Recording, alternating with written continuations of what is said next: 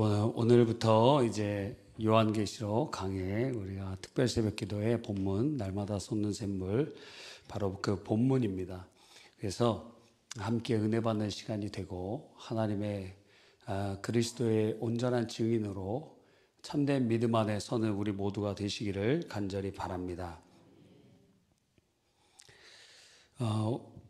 오픈도어 선교회 소식을 오늘 검색해 보니까 현재 사하라 이남 지역에 기독교인들이 많이 박해받는 이야기가 계속 전해지고 있습니다. 특별히 그 나이지리아에서 종족과의 갈등, 이것은 꼭 종교적 충돌뿐만 아니라 이 종족 갈등, 또 유목과 농경을 하고 있는 사람들끼리의 충돌, 여러 가지의 많은 그러한 이슈들이 봉착되어 있는 것을 봅니다.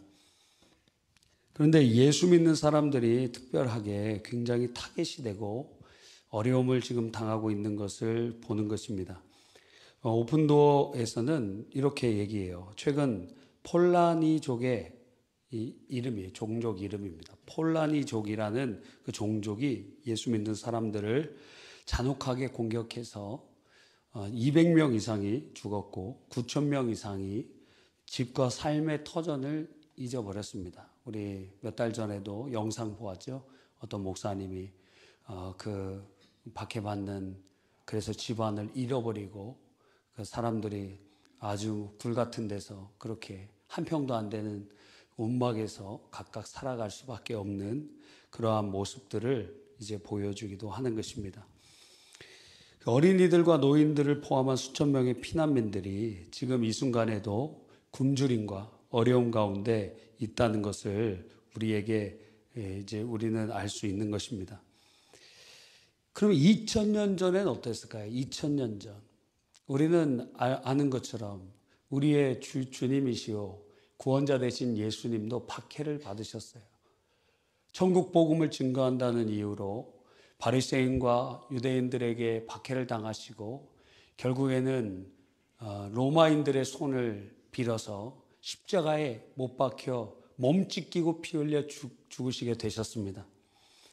예수님의 죽음은 그러나 하나님께서 죽음 자체를 죽이시는 죽임이요 마귀의 권세를 멸하시는 죽임으로 사용하셨고 우리의 죄를 대속하시는 죽음으로 하나님은 사용하셨을 뿐만 아니라 3일 만에 부활하셔서 우리에게 의와 생명과 구원의 역사를 완성시켜 주신 것입니다.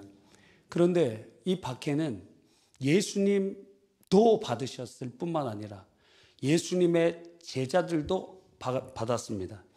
그래서 예수님의 12 제자들 중에 요한계시록을 쓴 요한을 제외한 모든 사도들이 다 순교했다고 기독교 전승은 말하고 있습니다.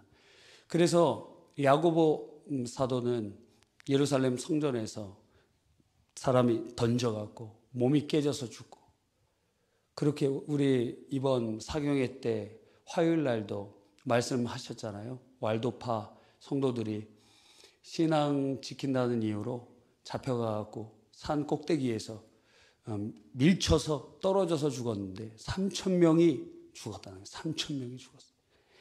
그런 일들이 2000년 전에도 예수님도 박해로 돌아가시고 예수님의 제자들도 요한을 제외하고는 다 박해로 죽었고 순교했고 그리고 1세기, 2세기 성도들의 삶은 다 박해로 점철되고 있었다는 것을 우리들은 기독교 역사를 통해서 알고 있는 것입니다. 그 박해는 점점 강해졌고 유대인들에 의한 박해뿐만 아니라 로마 제국에 의한 박해로 확대돼서 로마 제국 권역에 있는 많은 기독교인들이 죽게 되는 것입니다. 수백 년간 그러한 어려움을 겪게 되는 것이죠. 그래서 오늘 1절에 우리는 예수 그리스도의 계시라 이는 하나님이 그에게 주사 그 다음 반드시 속히 일어날 일들이라는 의미가 뭔가에 대한 첫 번째 생각을 해보고 하나님의 음성을 들어야 됩니다. 요한계시록은 분명히 우리에게 말하기를 반드시 속히 될 일이라 그랬어요. 반드시 속히 될 일. 그래서 이것을 네 가지의 측면으로 반드시 속히 될 일에 대해서 우리는 생각하고 받아들여야 됩니다. 첫 번째는 AD 70년경에 로마에 의해서 예루살렘이 초토화되는데 베스티안 장군과 티토 장군을 통해서, 나중에 베스티안은 로마의 황제가 되죠. 그래서 그들을 통해서 이 예루살렘을 완전히 그냥 없애버렸어요. 그래서 예루살렘을 없애버렸어요. 요세푸스의 기록에는 사람들을 너무 많이 죽여서 100만 명을 죽였어. 100만 명. 당시에 100만 명이란 다 죽였다는 거예요. 다 죽여서 피가 막 강같이 흐르는데, 마치 요한계시록에 수천 스타디온까지 피가 흘렀다는 것은 요세푸스의 그 기록과 굉장히 오버랩되는 것을 봅니다. 우리나라에도 흥선대원군 때 예수 믿었던 사람 한강변에다가 쫙 무릎 꿇혀놓고 목을 베갖고 그 목에서 피가 솟구치면서 한강물을 다 붉게 물들게 만들었다 하는 그러한 기록들도 있는 것을 보는 것입니다. 그래서 이 70년경에 거기 예루살렘 성전도 다 초토화되고 거기에 있던 예루살렘에 있는 사람들 다 죽게 됩니다. 그러한 심판. 그래서 마태복음에 보면은 주님께서 그날에 어린이들, 아기들은 참 불쌍하다 말씀하셨어요. 그날에 안식일이 되지 않기를 바라라. 겨울이 되지 않기를 바라라. 그리고 옥상에 있는 사람 내려오지 말고, 그리고 밖에 있는 사람 짐 찾으러 오지 말라. 그때는 아주 참혹한 때가 될 것이요, 성전에 돌 하나도 돌 위에 이루어진 쌓이지 않고 다 회파될 것이다 하시면서 주님께서 말씀하신 그 말씀의 성취, 바로 속히 될 일들, 이것이 첫 번째, 바로 속히 될 일들에 아주 가까운 것이라고 할 수 있습니다. 이것은 AD 70년에 이루어진 일이에요. 그래서 복음서에 그 예언되어 있는 예루살렘 성전의 파괴와 대환란의 전초적 모습이 바로 요한계시록에 오버랩되고 있다라고 이야기할 수 있다는 거예요. 그게 첫 번째, 반드시 속히 될 일입니다. 두 번째, 반드시 속히 될 일은, 이 요한계시록이 어디에 보내졌지요? 7 교회에 보내졌습니다. 7 교회는 소아시아 지역, 그래서 에서보, 두소빌라 이렇게 하는데, 그죠? 에베소 교회, 서모나 교회, 그런 식으로 쭉 외우는 거예요. 에서보, 두사빌라. 그런데 이 7 교회에 복음이 증거되는데, 그 교회가 세워져 있는데, 그 교회에 편지를 보낸 이유가 무엇이냐면, 이제 지금도 그 7 교회가 박해를 받고 있으나 앞으로 더 큰 박해가 올 것이다. 장차 이 로마 제국의 전반적인 대박해, 이제 로마의 권역에서의 큰 박해가 로마에서 헤롯이 아니죠. 누구죠? 로마에다 불을 지르고 그곳에서 대화제를 누명을 기독교인에게 씌웠던 네로 황제가 AD 64년에, 그래서 기독교인들을, 이 사람들이 불을 지른 사람들이다, 그래서 콜로세움 같은 데다가 사람들을 죽이고, 그죠? 근데 사실 콜로세움 누가 지었냐면 베스티안이 지었습니다. 베스티안. 아까 말한 베스티안 황제가 그 콜로세움을 이렇게 만들었는데, 그 콜로세움에서 오랜 시간 동안에 죽은 사람이 40만 명이 거기서 죽였어요. 이 콜로세움은 진짜 여러분이 유럽에 가서, 저도 가보지 못했는데 가봤으면 좋겠습니다. 가고 싶으신 분은 아멘 하시기 바랍니다. 거기 막 수중전도 할 수 있도록 물을 채워갖고 그렇게 하기도 했다는 거예요. 근데 40만 명이 죽었어요. 그러니까 거기는 대학살 사형장이에요. 그런 것이 유적이 되어 있어요. 그런데 그런 곳에서 사람들을 죽이거나 경기장에서 죽이거나, 네로 황제 때 그게 없었다면 다른 곳에서 하여튼 동물을 통해서 죽이기도 하고, 그리고 우리가 누가라는 영화에 보면은 사람들을 나무에다가 매달아 놓고 밤에 가로등으로 쓰는 거예요. 사람을 거기다가 불을 질러 갖고 사람을 불태우는 겁니다. 그래서 밤마다 사람 타는 냄새, 그런데 그것이 가로등 역할을 합니다. 그래서 누구냐? 예수 믿는 사람들. 예수 믿는 사람들을 그렇게 박해하는 64년에 로마에서의 그 박해, 로마시에서 이루어져 있는데 그것이 점점 확대되기 시작하고 도미티안 황제 때에는 아주 전역에서 이루어지는 그런 환란들이 일어나는 것을 미리 알려주고 그것에 대해서 너희들 이런 환란이 닥쳐올 것이니 신앙 지켜라. 신앙 지켜라. 이제 조금 이따도 말씀드리겠지만 예수 그리스도께서 십자가 지신 것처럼 그래서 우리에게 그 사표를 보여주신 것처럼 너희들도 신앙 지켜라. 환란과 박해가 오더라도 신앙 지켜라. 그래서 반드시 속히 될 일의 두 번째는 로마 제국 안에서의 박해를 의미하는 것이라고 생각할 수 있다는 것이에요. 세 번째는 그럼 반드시 속히 된다는 것은 무엇이냐? 이것은 이제 우리들의 이야기입니다. 오늘 성경을 읽는 우리들. 그래서 우리들이 성경을 읽을 때 여러분이 예수 믿고 신앙생활 제대로 하려고 그러면 그때부터 박해가 일어납니다. 예수 믿는 사람들, 여러분 아무런 박해가 없습니까? 그럼 신앙생활 잘못하는 거예요. 예수님 믿는데도 그냥 편안해. 그럼 신앙생활 잘못해. 그럼 제가 박해받도록 인도해 줄게요. 세소식반에 따라가. 그럼 박해받아. 예. 지금도 경건하게 살고자 하면 박해를 받습니다. 지금도 주님 뜻대로 살고자 하면 박해받습니다. 멸시받습니다. 모욕을 받습니다. 지금 하나님의 말씀을 읽는 우리들에게 지금 환란의 모습들을 이렇게 보여주면서 예수 믿는 사람들에게 이러한 어려움들이 있을 것이다. 그래서 요한계시록은 과거에 일어난 일뿐만 아니라 그리고 예수님 재림이 하실 때 이루어질 일이면서 동시에 오늘 우리에게 말씀하고 계시다는 거예요. 오늘 지금 우리에게 주님 뜻대로 살고자 하는 우리들에게 하나님께서 하시는 말씀입니다. 경건하게 주의 복음대로 살고자 하는 자에게 박해가 있을 것이다. 왜? 이 세상은 악한 자에게 속해 있고 악한 마귀 사단의 역사가 있기 때문에 그렇습니다. 그래서 환난을 당하고 고통을 당하는 사람들은 두 개의 성경이 막 감동이 돼요. 첫째는 시편을 읽으면 감동이 됩니다.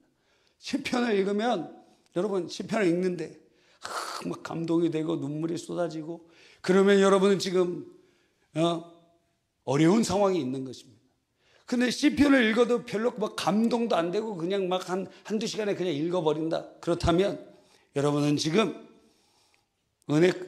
어떤 박해도 없고 잘 살고 있는 것입니다. 고난 중에 있는 사람한테는 시편이 굉장히 감동적인데 동시에 요한계시록 그 환난과 어려움 가운데 신앙을 지키고 그 신앙을 끝까지 하나님께서 이루어 가시는 모습을 보며 큰 위로를 받습니다. 요한계시록에는 아주 특징적인 것들이 몇 가지가 있는데 복에 대한 특징이에요. 7가지의 복에 대한 구절이 나와요. 7복. 마태복음에는 8복이죠. 여기서 무슨 소리가 나는데 좀 확인해 주시기 바랍니다. 7복 구절이 있고 그 다음에는 예배와 관련돼서 요한계시록은 천상의 예배가 무엇인지를 우리에게 알려줍니다. 그래서 예배를 연구하고 예배를 온전히 드리고자 하는 자마다 요한계시록을 잘 살피고 그리고 깨달아야 된다는 거예요. 자, 반드시 속히 될 일들. 마지막 네 번째로 반드시 속히 될 일들은 이제 예수님 재림하시기 전에 다시 오실 바로 그 직전에 일어날 일들에 대한 메시지라는 거예요. 그래서 이것은 2000년 전에 그 성전이 회파될 때, 그리고 로마 시대의 박해 때, 그리고 지금 현재의 우리, 그리고 마지막 때에 주님이 다시 오실 네 가지의 측면이 하나로 연결되어 있어요.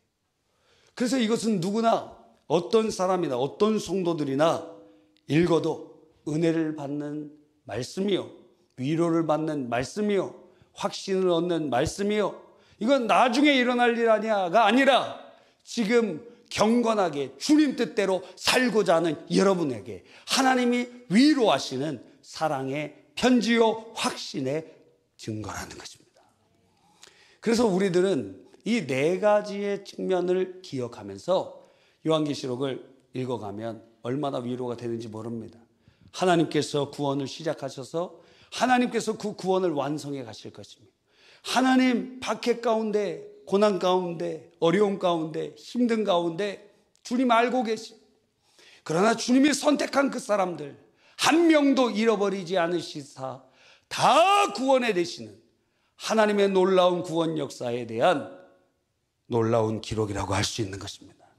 그러니까 요한계시록, 어떤 목사님 보니까 매일 요한계시록 한 번씩 읽는다 그러더라고요.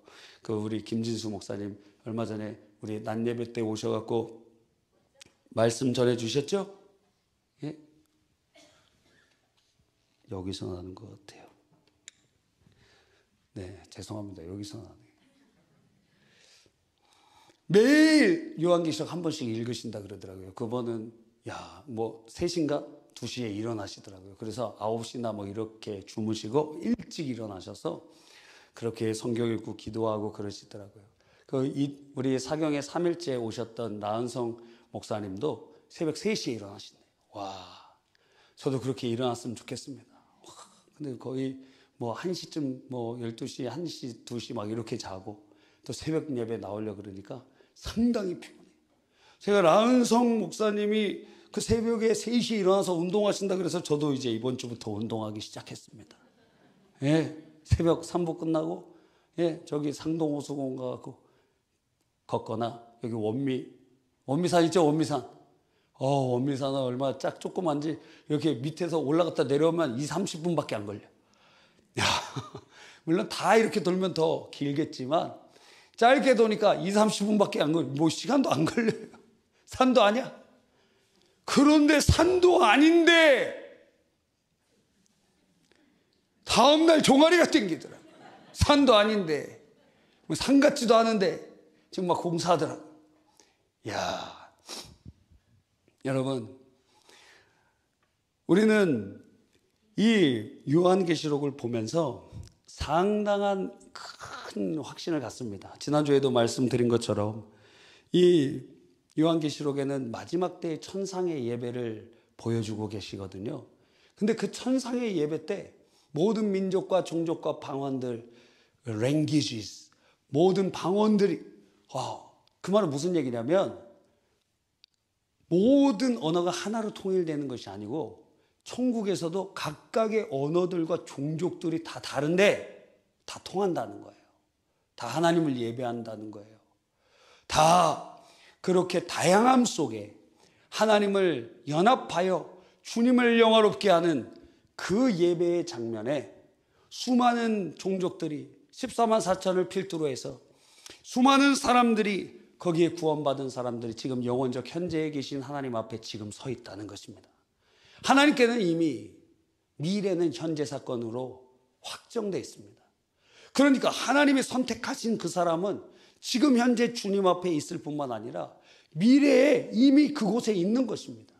하나님은 과거나 현재나 미래나 언제나 현재로 계시기에, 그러니까 예수 믿어 구원받은 우리들은 지금 나는 이렇게 갈대같이 흔들리고 세상의 유혹도 받고 육체의 정욕에 흔들리고 막 이렇게 막 흔들리는 존재이지만, 근데 천국의 그 자리에 마지막 하나님을 영화롭게 하는 그곳에 있음을 확신할 수 있게 되는 것입니다.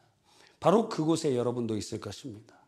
바로 그곳에 하나님의 백성들이 있는 것입니다. 이것이 구원의 확신이라는 거예요. 굉장히 중요합니다. 구원의 확신이 있는 자와 없는 자는 얼마나 중요한지, 구원의 확신이 없는 사람들은 매우 불완전한 신앙생활을 하게 됩니다. 근데 놀랍게도 그 칼빈은 성경을 보면서 이 구원의 확신을 하나님의 예정으로 에베소서에 아주 분명히 나와 있죠. 주님께서 택정하셨다. 만세전에 택정하셨다. 그리고 창세기에 보면은 주님께서 누구를 선택하세요? 뱃속에 있는데 야곱을 선택하셨어요. 뭐 한 게 아무것도 없는데. 그러니까 전적인 주권이 하나님 앞에 있음을 분명하고 명확하게 보여주십니다. 예정. 근데 예정이 있다면, 자,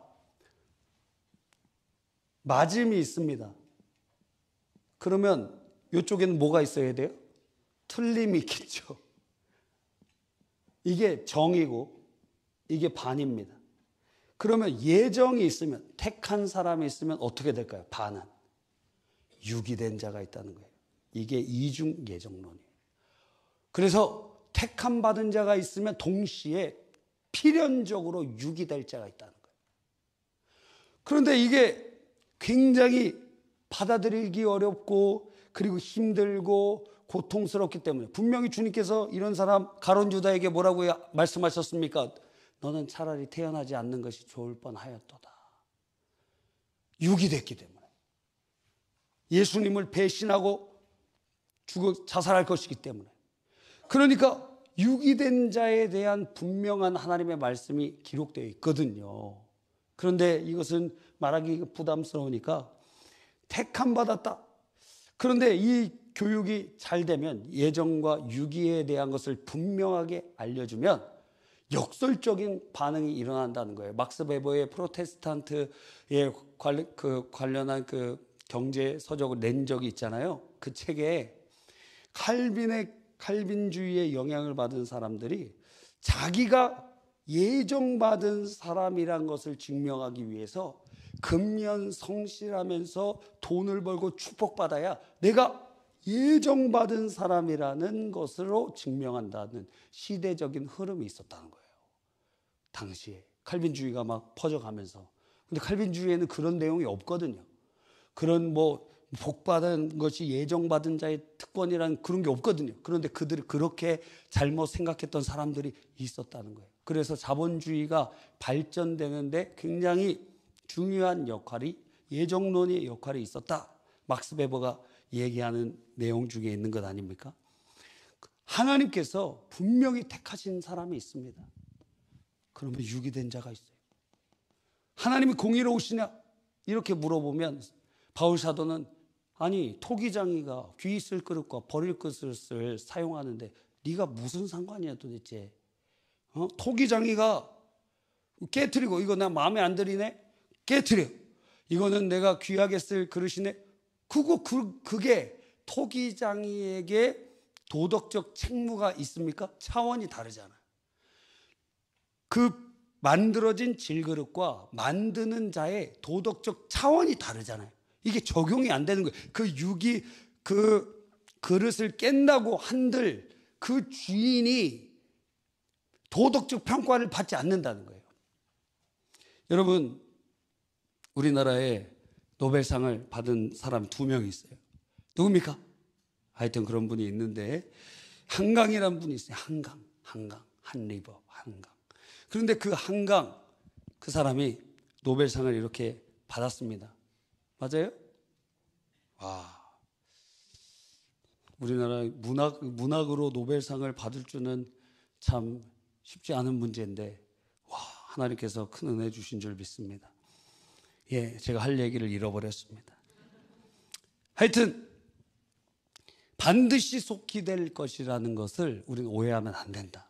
그것은 2000년 전에 일이면서 동시에 오늘의 일이고, 그리고 장차 주님이 이루실 일에 그 모든 것에 역사하고 있다. 그래서 여러분들이 그 요한계시록을 보면서 구원의 확신을 갖고 주님이 택하신 그 은혜를 기억하면서, 아하, 그렇구나, 내 택함 받았구나. 그런데 여러분 가운데 이렇게 물어보는 사람이 있을 거예요. 이번 주일 저녁에도 말씀드리겠지만, 나 택함 받았는지 모르겠어. 나 버림받으면 어떡하지? 자, 두려운 사람. 그런 사람 다 택함 받은 사람입니다. 왜? 불택자들은 그런 생각도 안 해. 뭐라고 하느냐? 난 지옥 가겠다, 이런 식으로 얘기합니다. 그러니까 신앙에 대한 부담, 근심, 죄에 대한 아픔, 하나 이렇게 범죄하는데 천국 갈 수 있겠나? 불신자, 유기된 자는 아예 그런 근심이 없어요. 양심의 화인마고. 그런 근심이 없어요. 난 지옥 가겠다 이렇게 얘기합니다. 난 범죄하는데도 아무렇지도 않습니다. 더 그렇게 살아가요. 그래서 여러분이 그런 근심이 막 생기고 내가 이렇게 신앙생활해서 그럴까? 그것 자체가 이미 죄에 대한 반응을 하고 있다는 거예요. 여러분의 영혼이 살아있기 때문에, 여러분의 영혼 안에 주님이 있기 때문에. 그래서 주일 저녁 예배 때 유기성 목사님 그 책으로 우리가 함께 은혜 받는데, 거기에 어떤 집회에 갔는데 어떤 청년이 나는 아직 성령을 받지 못한 것 같습니다. 근데 이번 집회에 성령의 충만함을 받지 못하면 어떻게 합니까? 나 아직 성령의 임재 느끼지 못한 것 같습니다. 그랬더니 그 유기성 목사님 얘기하기를, 성령님이 안에 계시지 않는 사람은 아예 그런 생각을 안 한다. 너가 지금 성령의 충만함을 갈망하고 성령님을 소망하고 성령의 임재를 간절히 원하는 것 자체가 너가 구원받았기 때문이요, 네 안에 성령님이 계시기 때문이다. 그래서 주님을 찾고 갈망하도록 그 마음을 주시는 것이다. 할렐루야. 그러니까 유기된 자는 나 유기됐을까? 나 성령 회방죄에 빠지지 않을까? 걱정하지 말라는 거예요. 그러니까 그런 사람들은 아예 그냥 예수 그리스도에 대해서 대적하거나 복음에 대해서 대적해 전혀 마음에 전혀 걸림이 없습니다. 안티 크리스찬들의 글들을 보면은 그 분명히 알 수 있습니다. 아주 조롱하고 주님을 조롱하고 그리고 아주 악하게 대하고 그러면서도 전혀 두려워하는 마음이 없습니다. 두 번째로 우리가 살펴봐야 되는 것은, 1절을 한번 다시 읽어주세요. 시작. 예수 그리스도의 계시라. 요한계시록은 놀랍게도 예수 그리스도의 계시라고 시작합니다. 그러니까 예수 그리스도의 계시라는 것은 두 가지 의미를 가지고 있어요. 계시라는 것은 이제 묵시문학적인 표현이기도 하고 드러낸다는 표현이기도 합니다. 계시라는 것, 예수 그리스도의 계시라는 것은 예수님을 계시한다는 의미도 되고 예수님이 계시하신다는 말도 돼요. 다시, 예수 그리스도의 계시다, 이 말은 요한계시록을 통해서 예수님이 어떤 분인가를 드러내겠다 하는 것도 되고, 요한계시록을 통해서 예수님께서 앞으로 일어날 일에 대해서 드러내시겠다 하는 것도 맞다라는 거예요. 예수 그리스도의 계시다. 그러나 이 두 가지는 분리되는 것이 아니라 상보적으로 진행되고 있는 것처럼 느껴집니다. 왜? 예수님이 어떤 분이신 줄 알면 어떻게 역사하실 것이고 어떻게 진행될 것임을 알게 되기 때문에 그렇습니다. 그래서 예수님이 어떤 분이신지를 우리가 알아가는 것은 매우 중요해요. 성경은 누구를 나타내죠? 하나님을 나타내요. 삼위일체 하나님을 나타내요. 그런데 하나님을 알기 위해서는 반드시 예수님을 믿어야 됩니다. 예수님을 믿기 위해서는 성령의 역사가 있어야 됩니다. 그러니까 성령께서 우리를 거듭나게 하시고 예수 믿게 하심을 통하여 아버지 하나님을 알게 되는 거예요.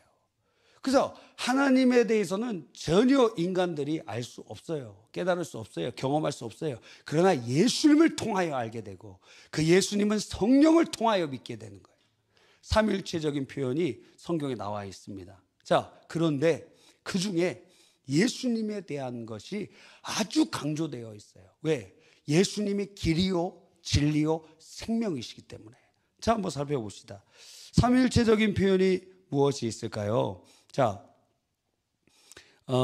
오늘 본문에 보면 4절에 요한은 아시아에 있는 7교회에 편지하노니 이제도 계시고 전에도 계셨고 장차 오실이. 그분 누구십니까? 예? Who was, who is coming. 그가 누굽니까? 바로 하나님을 의미해요. 예를 들어 8절에 보세요. 주 하나님이 이르시되 나는 알파와 오메가요. 알파가 오메가가 뭐죠? 예, 알파와 오메가라는 게 이거예요. 예, 이건 알파벳 그 히브리어의 첫 글자, 마지막 글자. 그러니까 우리식으로 바꾸면 A부터 Z까지 라는 말이에요. 그러니까 시작과 끝이라는 것입니다. 자, 그분이 누구세요? 하나님이시다. 주 하나님이 이르시되 나는 알파와 오메가라. 이제도 있고 전에도 있었고 장차 올 자여 전능한 자라. 바로 이 말이 4절에 이제도 계시고 전에도 계시고 장차 오시리. 그분, 그게 같은 말이에요. 지금 하나님을 표시해요. 아버지, 성부를 보여줍니다. 그 다음에 4절 하반절에 그의 보좌 앞에 있는 7영과 7영에 대해서는 어떤 학자들은 7천사를 의미한다 이렇게 표현하기도 하는데, 많은 분들은 이 표현이 그 하늘 성소에 지성소가 있다면 여기 성소에 등잔대가 있고 그리고 향단이 있고 떡상이 있고 그리고 제단이 있다면 그것을 표현하는 것이다, 그렇게 이야기하는 경우들도 있습니다. 왜? 하늘 성소를 보고 땅에 있는 성소를 지었다고 하였기 때문에 그렇죠. 그런데 자, 하나님 아버지에 대해서 말하고 그 다음에 보좌 앞에 있는 7영, 이게 지금 등잔대인데 등잔대는 7개의 등잔이 하나로 연결되어 있어요. 그걸 메노바라고 합니다. 메노바. 그래서 하나님의 영광의 빛이 빛나도록 하는 장치예요. 그래서 보통의 경우 이것은 성령을 보여주고 있습니다. 성령, 지금 7영 성령을 우리에게 알려주고 계시고 나서 5절부터 예수님에 대하여 장장 여러 가지로 말씀하고 있다는 거예요. 여러분이 사도신경을 암송할 때 한번 삼위일체적으로 표현되어 있거든요. 한번 암송해 봅시다. 시작. 전능하사 천지를 만드신 하나님 아버지를 내가 믿사오며, 이게 아버지에 대한 고백이에요. 그 외아들 우리 주 예수 그리스도를 믿사오니 이는 성령으로 잉태하사 동정녀 마리아에게 나시고 본디오 빌라도에게 고난을 받으사 십자가에 못 박혀 죽으시고 장사한 지 사흘 만에 죽은 자 가운데서 다시 살아나시며 하늘에 오르사 전능하신 하나님 우편에 앉아 계시다가 저희로서 산자와 죽은 자를 심판하러 오시리라. 예수 그리스도에 대한 진술에 관해서 사도신경은 거의 절반을 쓰고 있습니다. 그 다음에 성령을 믿사오며, 그 다음에 삼위일체를 표현하는데 성부에 대한 진술, 성령에 대한 진술은 아주 짧게 되어 있는데 그 중심에 바로 그리스도에 대한 진술에 대해서 아주 명백하게 보여주고 있는 거예요. 그래서 요한계시록도 마찬가지입니다. 성부에 대해서 말씀하세요. 성령에 대해서 말씀하세요. 왜? 삼위일체 하나님이시니까. 그런데 예수 그리스도의 계시라고 말씀하시면서 신구약의 주인공 되시고 키워드가 되시고 마스터키가 되시는 예수 그리스도에 대한 것, 예수님을 알아야 성부를 알고, 성령은 우리에게 오셔서 예수님을 증거하시니 예수 그리스도를 믿음으로 구원받고 예수 그리스도를 통하여 생명을 얻고 예수 그리스도를 통하여, 이제 나중에 말씀드리겠지만 예수 그리스도께서 마치 다니엘서에 임봉되었던 그 예언들을 어떻게 하시죠? 인을 떼는 자, 사자이면서 어린 양이신 그분이 그 인을 떼셨다. 그러니까 예수님이 이 땅에 오셔서 십자가에 죽으시고 부활하심을 통하여 그런 의미에서 인을 떼시니 종말이 시작된 시점이라고 할 수 있는 것이에요. 그래서 예수님이 이 땅에 오실 때부터 재림하실 때까지의 전체 시간이 종말의 시대라고 이야기할 수 있는 것입니다. 자, 그러면 예수 그리스도는 어떻게 계시되고 있을까요? 예수님은 어떤 분이실까요? 자, 오늘 첫 번째 예수님에 대해서 우리가 살펴볼 때 첫째, 4절에 봅시다. 5절에 봅시다. 그분이 어떤 분이에요? 충성된 증인이요. 충성된 증인이라고 말씀하고 있는 것이죠. 예수님은 이 땅에 오셔서 누구를 얘기하셨죠? 천국 복음을 얘기하셨어요. 성령은 오셔서 누굴 얘기하시죠? 예수님을 얘기하세요.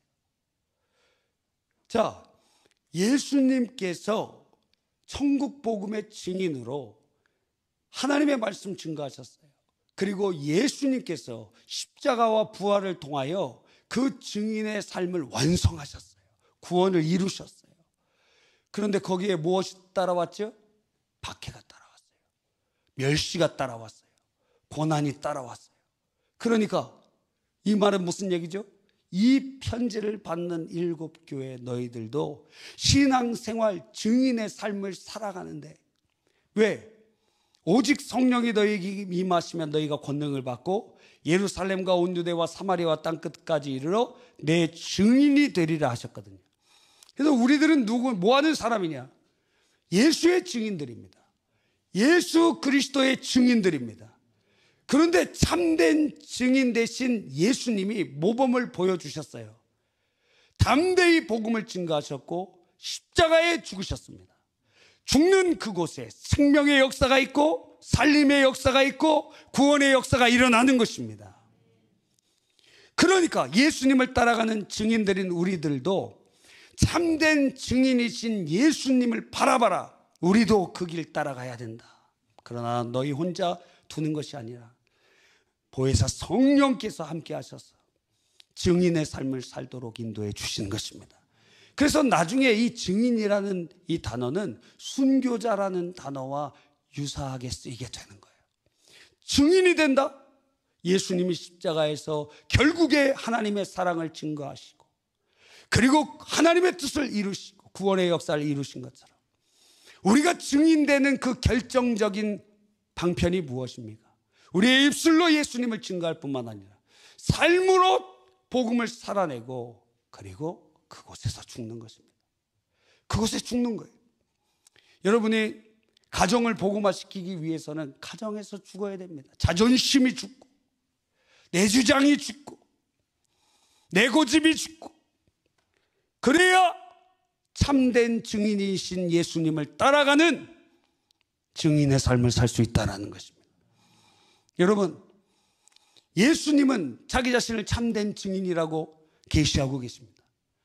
우리도 증인으로 부름받았습니다. 예수의 증인. 그럼 예수님의 삶이 재현돼야 되잖아요. 굉장히 어렵죠. 그래서 주님의 성령님이 우리를 붙잡아 주셔야 됩니다. 우리 화요일 날 집회 말씀 들으면서 저희 아내가 은혜를 많이 받은 것 같더라고요.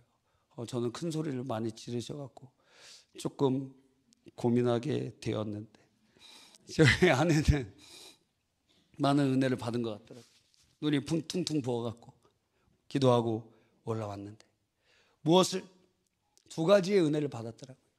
신앙이 좋은 자녀들은 신앙이 좋은 엄마가 있었다. 그래서 회개하는 마음으로 곧 회개하는 마음으로 주 앞에 옵니다. 자녀들의 신앙은 부모를 닮아가니까. 예? 지금 막 잘 못하더라도 부모의 눈물은 하나님 기억하고 계시니까. 할렐루야. 또 하나는 무엇이냐면 그 왈도파의 신앙, 주님 말씀대로 살려고 하는 그들의 신앙을 보면서 난 지금 참 편하게 신앙생활하고 있구나. 근데도 이것도 힘들다고, 어렵다고, 괴롭다고, 부끄럽다는 거예요. 부끄럽다. 그 사람들 하나님 예배하고 싶어서 산에 중턱까지 올라가서 거기 막 굴을 기어서 뭐 들어갈 수도 없어요. 굴 기어서 그 안에 들어가니까 우리 교회 절반만한 이렇게 큰 동굴이 안에 있는 거예요. 근데 밖에서 몰라. 안에 들어가야 돼. 거기 들어가야 찬송 부를 수 있고 거기 들어가야 말씀 들을 수 있고. 왜 사람들이 박해하고 죽이려고 하니까 말입니다. 근데 나 예배하고 싶고 나 찬송 부르고 싶고 나 설교 말씀 듣고 싶고 성경 읽고 싶고 그곳으로 가는 거예요. 그들의 신앙과 우리의 신앙을 비교해 보니까 너무도 부끄럽다는 거예요. 너무도 부끄럽다.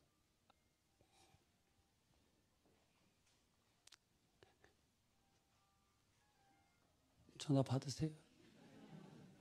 빨리 끝내달라는 것 같기도 하고. 아직 멀었습니다. 예수님은 어떤 분이신가? 참된 증인이시다. 우리는 누군가?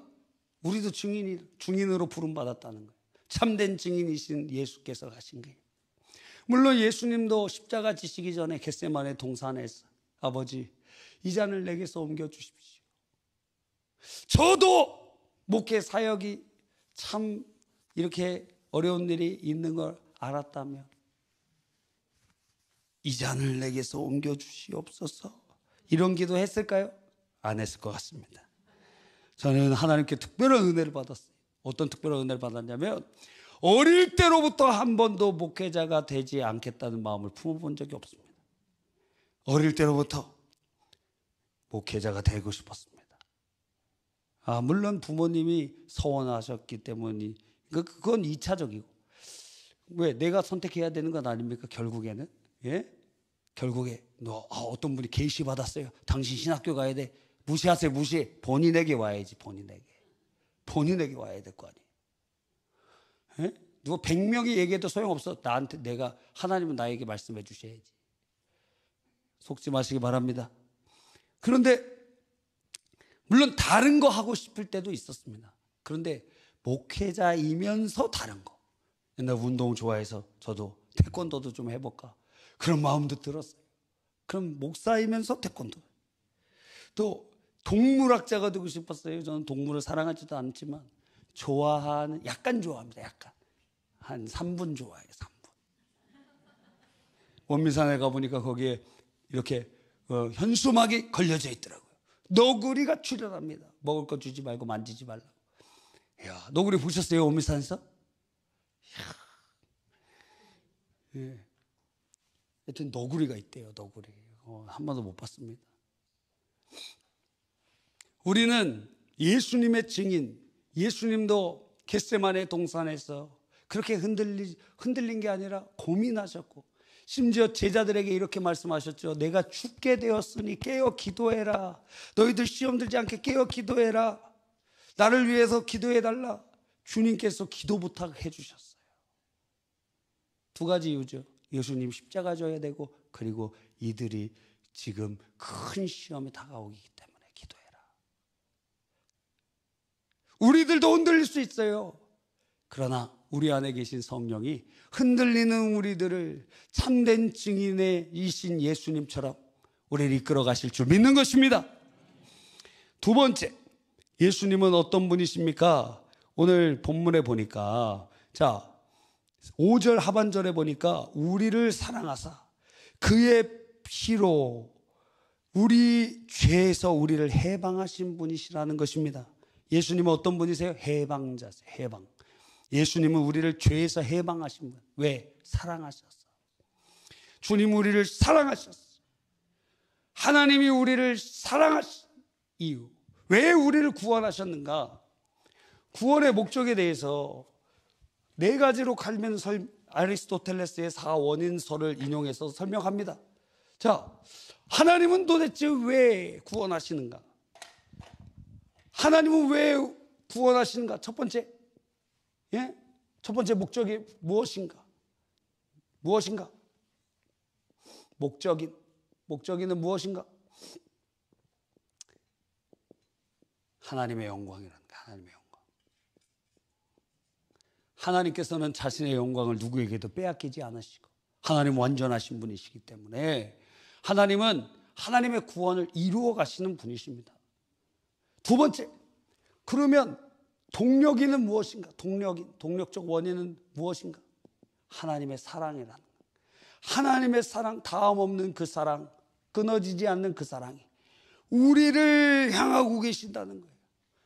동시에 재료인은 무엇인가? 이게 원인이라는 거예요. 이게 다 같은 하나의 원인이. 재료인은 무엇인가? 예수 그리스도의 구속 십자가. 예수 그리스도의 십자가와 부활이, 예수님이 몸 찢고 피 흘려 죽으시고 부활하셨어. 그것이 근거가 된다는 거예요. 그것이 원인이 된다는 거예요. 우리의 행위가 구원의 근거가 아니요, 예수님의 십자가 부활이 우리의 구원을 이룬 재료가 된다는 거예요. 네 번째, 도구인이 무엇인가? 도구인.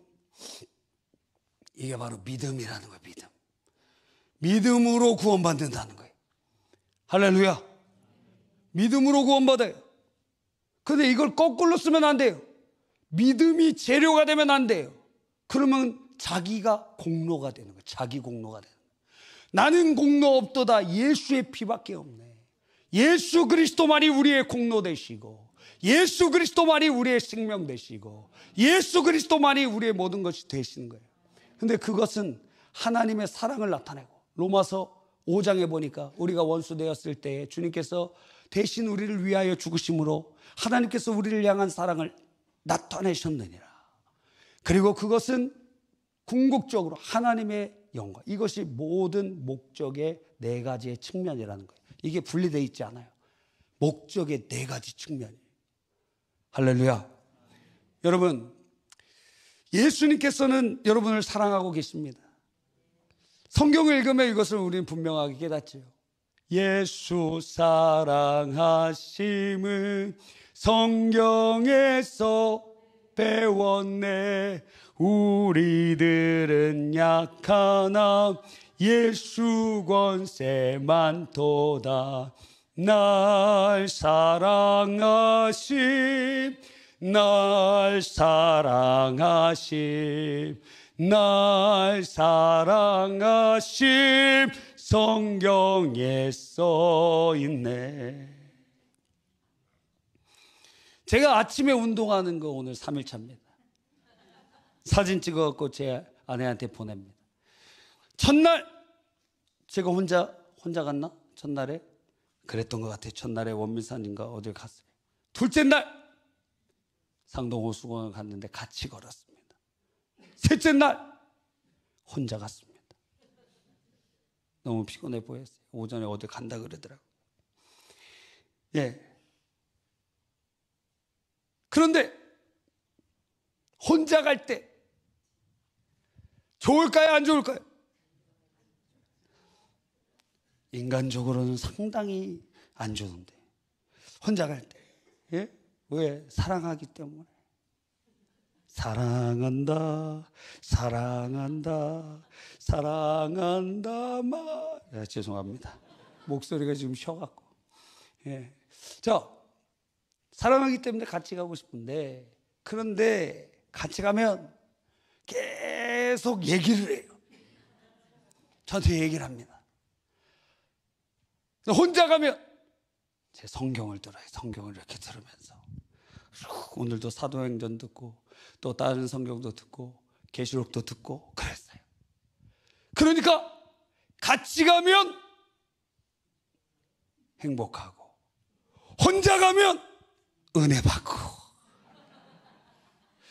이렇게 돼도 좋고 저렇게 돼도 좋다 이거예요. 와, 복 받은 사람이. 같이 가면 행복하고 혼자 가면 은혜 받고. 그러니까 항상 부정적으로 그렇게 얘기하려고 그러면 안 돼요. 다 좋다고 얘기해야지. 이게 살아가는 지혜입니다. 우리 남전도에 이런 걸 배워야 된다는 거예요. 이런 걸 배워야 된다는 거예요. 당신 안 오니까 난 더 은혜 받더라. 이런 얘기하면 이혼 사유가 되는 겁니다. 당신이랑 함께하니 행복하고 혼자 가니 은혜 받고. 제가 생각해도 참 대단한 것 같아요. 요한복음 3장 16절에 하나님이 세상을 이처럼 사랑하사 독생자를 주셨으니, 어떻게 하셨다고요? 사랑하셔서 독생자를 주셨다. 독생자를 주시면 다 주십니다 이거예요. 다 주십니다. 로마서 8장에 아들을 주시니까 다른 거 주시지 않겠느냐? 왜 걱정하느냐? 왜 걱정하느냐? 아들 주셨잖아. 다 주신 거예요. 다 주신 거. 자기 자신을 그냥 주신 거예요. 아들은 우리에게 아들의 영이신 성령을 주심으로 우리를 얼마나 사랑하시는지를 보여주고 계시는 것입니다. 다 주신 거예요. 할렐루야. 여러분, 하나님은 우리를 이렇게 사랑하셔서 죄에서 우리를 해방하여 주셨습니다. 아, 죄라는 건 껌이 머리카락 붙은 것보다 더 악질이에요. 껌에 머리카락 붙으면 어떻게 해야 됩니까? 결론적으로 잘라내야 돼요. 잘라내야 돼. 어떤 다른 살릴 길이 없어요. 잘라내야 돼. 죄는 어때요? 타협할 수 없습니다. 뭔가 이렇게 하려면 더 붙어요. 잘라내야 돼요. 죄 가운데 있어서 껌 붙듯이 우리 인생 그렇게 망해간 인생인데, 죽고 지옥 가는 인생인데 우리 사랑하셨어요. 주님이 이렇게 우리에게 찾아오셨습니다. 주님은 그래서 오늘 요한계시록에 내가 너를 사랑한다 1장에 그렇게 말씀하고 계시는 거예요. 내가 너를 사랑한다. 내가 너를 죄에서 구원낸 자다. 내가 너를 사랑해서 몸짓고 피 흘려 너를 죄에서 해방한, 너를 사랑하는 사람, 사랑하는 자다. 이렇게 말씀해 주시는 거예요. 와, 하나님께서 여러분을 사랑하십니다. 예수님이 여러분을 사랑하십니다. 예수님께서 여러분을 사랑하십니다. 아멘입니까? 제가 성도님들이 이렇게 보면은 어떤 분들은 얼굴이 확 크는 분들이 있어요. 그런데 그런 분은 1%가 안 돼. 거의 예배 때 보면은 이렇게 얼굴이 상당히 중력의 영향을 많이 받아요. 이렇게 흘러내리는 것 같아요. 얼굴이. 그럼 주름 생겨요, 여러분. 항상 이렇게 여기 이렇게 잡으라 그러더라고요. 그러면은 이렇게 잡. 예수님 날 사랑하셨어. 나도 주님 사랑하고. 그러면 천국 아닙니까? 할렐루야. 야, 주님 날 사랑하시고 나도 주님 사랑하고. 와, 어떤 예전에 제가 이런 예화 드렸었죠. 한 10몇 년 전에 미국의 4세에서 8세 어린이들에게 사랑에 대해서 한번 얘기해봐라 그랬더니 이렇게 얘기했대요. 관절염에 걸린 할머니가 더 이상 몸을 굽혀서 발톱 세치를 못하게 되자 할아버지가 늘 대신 발톱 세치를 해주는 거, 그게 사랑이다. 와, 저는 발톱 색칠을 못할 것 같습니다. 왜? 발톱 옆에다가 다 묻힐 것 같아서. 7살짜리 어떤 애는 이렇게 얘기합니다. 엄마가 커피를 끓여 아빠에게 주기 전에 맛이 괜찮은지 확인하느라고 한 모금 마셔보는 거, 그게 사랑이라는 거예요. 어떤 아이는 이렇게 얘기했습니다. 어떤 아이에게 셔츠가 마음에 든다고 하니까 그 아이가 매일 그 셔츠만 입고 다니는 거, 그게 사랑이라는 거예요. 어떤 5살짜리는 이렇게 얘기합니다. 엄마가 아빠에게 닭고기의 제일 맛있는 부위를 떼어주는 거. 저희 집에는 이제 어렸을 때부터 교육을 해서 다리는 부모님 먼저.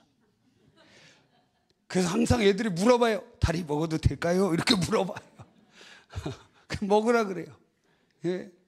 그리고 이 치킨 2마리를 시키면 예전에 제가 자라날 때 항상 남았거든. 다 안 먹으셨나? 하여튼 항상 치킨 남았어요. 그런데 우리는 2마리를 시켜도 모자라. 뭔가 잘못된 것 같아요. 그런데 좋은 부위를 물어봅니다. 먹어도 되느냐고. 근데 어느 날은 치킨 이게 다 소진이 돼갖고 그러면은 4명 중에 제일 적게 먹는 사람이 누굴까요? 저는 먹고 싶은 만큼 먹습니다. 누가 제일 적게 먹을까요? 맞아요. 제 아내가 적게 먹습니다. 근데 원래 저랑 같은 용량으로 먹는 사람이, 무슨 얘기인지는 밥을 한번 사줘 보세요. 그럼 알게 될 것입니다. 같은 용량으로 먹는 사람인데 이렇게, 그래도 엄마라고. 아빠는 그런 게 없어요. 아빠는 봐주는 것도 없고 뭐 양보하는 것도 없습니다. 닭다리도 먼저 먹습니다. 엄마는 남겨주더라고. 본인도 배고픈데. 근데 저한테는 짜증내요. 제가 막 빵 남아있는 거 그냥 먹으면은, 아니, 어떻게 혼자 다 먹을 수가 있느냐고. 저한테는 그런데 자녀한테는 남겨주더라고. 엄마의 마음인가 봐요. 그래서 저는 애들한테 이런 노래를 불러주고 싶어요. 어머니께. 어려서부터 우리 집은 가난했었고 남녀산 그 얘기를 해주고 싶어요. 어머니는 짜장면이 싫다고 하셨어. 어머니도 짜장면 좋아해요. 어머니는 짜장면이 싫다고 하셨어. 좋은데 싫은 거, 좋은데 싫은 거예요. 왜요? 사랑하기 때문에. 주고 싶다. 사랑하니까. 예수님 우리를 사랑하셔서 자기를 주셨습니다. 주님 나를 사랑하셔서 자기를 주셨습니다. 와, 너무 감사하지 않아요? 너무 고맙지 않아요? 우리가 어떻게 구원받아요?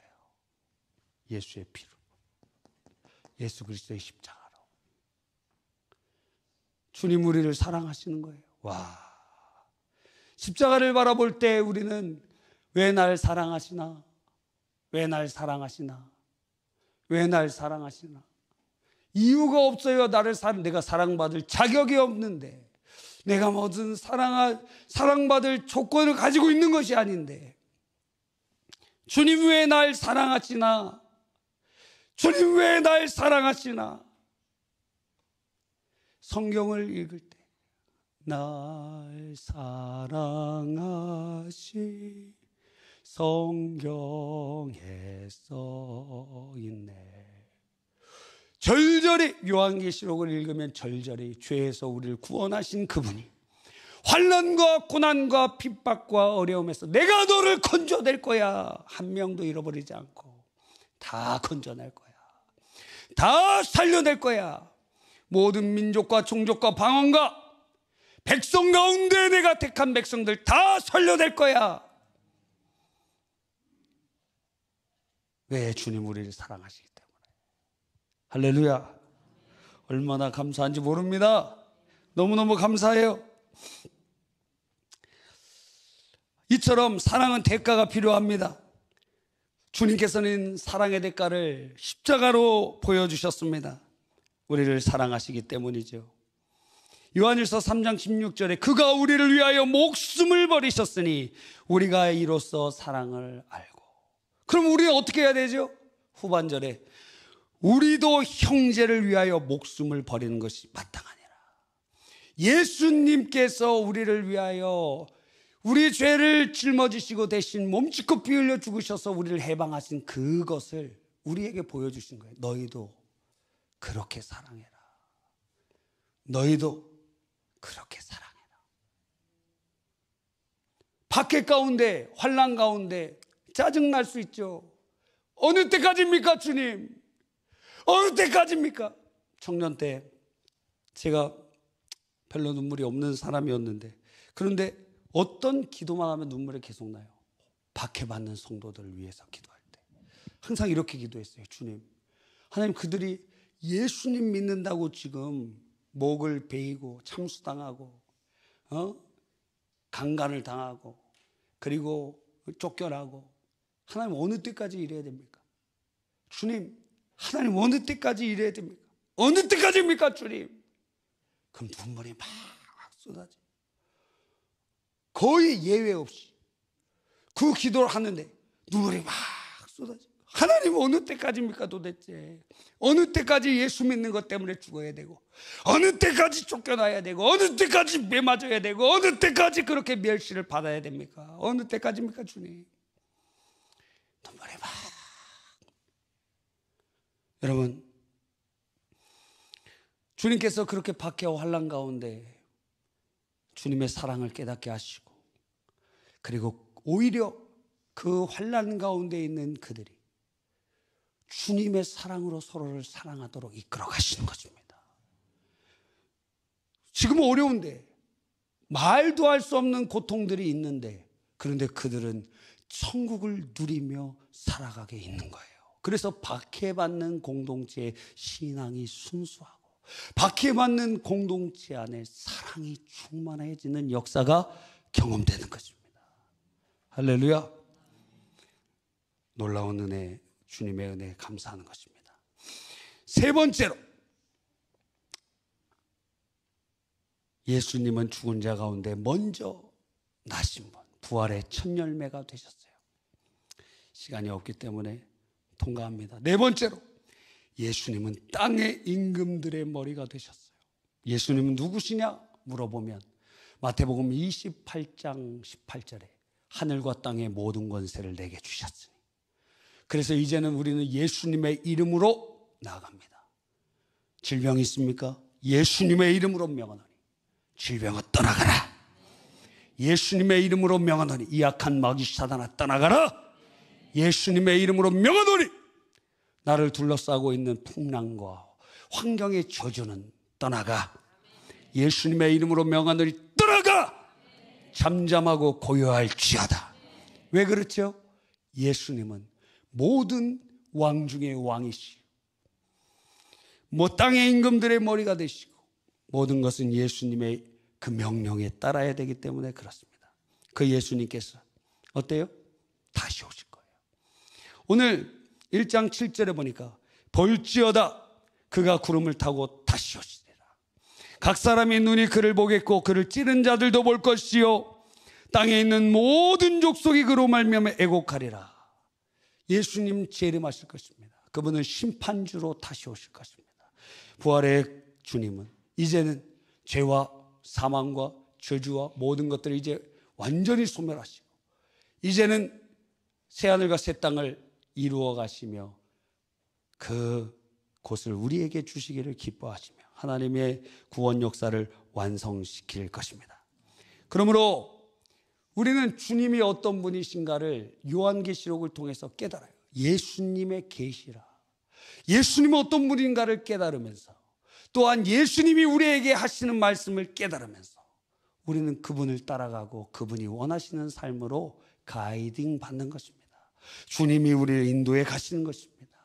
할렐루야. 그러니까 두려워할 필요가 없어요. 어려울 필요가 없어요. 오히려 지금 신앙 가운데 분투하는 여러분에게 소망과 은혜와 축복과 놀라운 은총의 말씀이 되는 것입니다. 그래서 오늘 이 본문은 이렇게 마무리되고 있지요. 주님께서 우리에게 6절에 보니까 그의 아버지 하나님을 위하여 우리의 나라와 제사장으로 삼으셨으니 그에게 영광과 능력이 세세토록 있기를 원하노라.